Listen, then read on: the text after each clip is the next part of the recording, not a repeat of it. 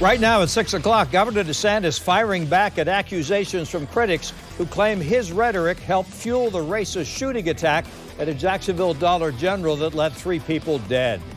You don't get to come here and blame me for some madman. That is not appropriate, and I'm not going to accept it.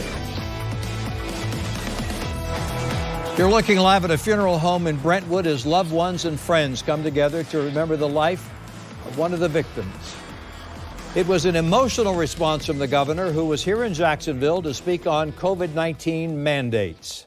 His event took a turn when somebody in the audience asked him about the racially motivated hate crime that happened about 2 weeks ago.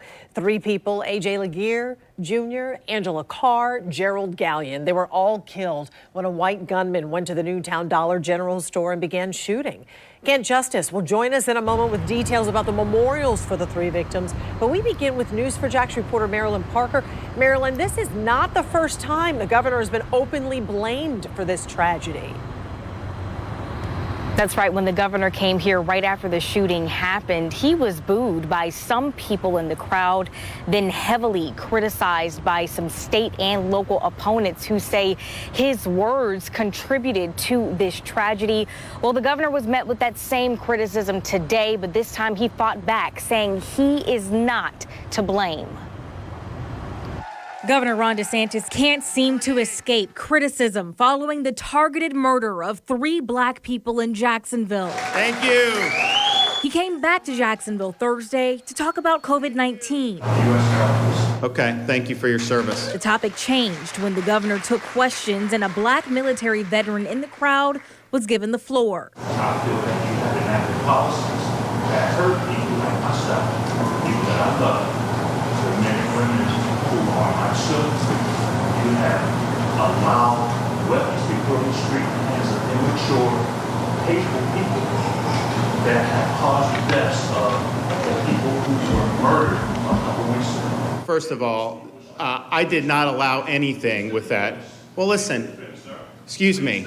I'm not going to let you accuse me of committing criminal activity. I am not going to take that. That guy was Baker acted. He should have been ruled ineligible, but they didn't involuntarily commit him. To clarify, police records show the shooter at 15 was Baker acted involuntarily. We aren't sure what the governor is referring to when he says the shooter should have been ruled ineligible.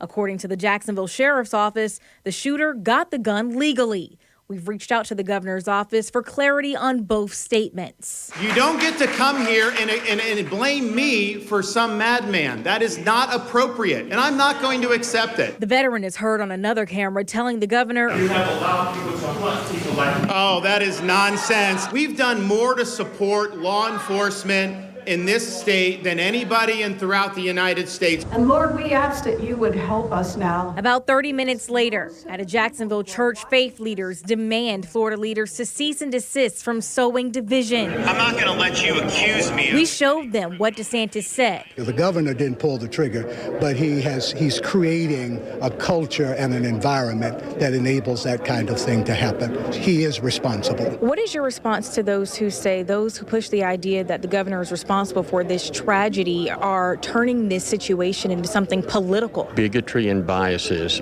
are not political. They're learned behaviors. And DeSantis is teaching those behaviors. And it's those behaviors that commit these acts of hatred. Now, Florida Surgeon General Joseph Ladapo spoke in defense of the governor, saying in part, Governor DeSantis is a good man and that it's terrible that people take advantage of the fact that he's a different color from the poor victims of that tragedy to try to tie him into something. It's immoral, and unfortunately, it's reflective of what we've been saying for many years, but certainly through the pandemic, where people hide reality and they spin it and they try to make you buy what they're trying to sell you, and it's not true. Those faith leaders put together a letter that they plan to take to the governor's desk next week. We have a copy of that letter for you to read right now on news4jax.com.